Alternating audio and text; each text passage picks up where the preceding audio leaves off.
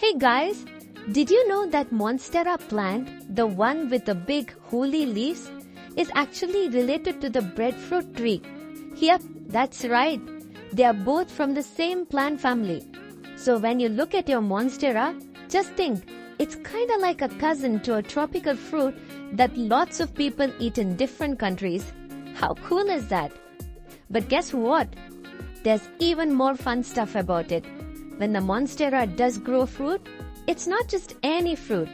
It's like a yummy tropical fruit salad. Imagine tasting pineapple, banana, and a little bit of berries all in one bite. Doesn't that sound awesome? So the next time you see a Monstera, you will know it's not just pretty, it's hiding a super delicious secret inside too. How amazing is that?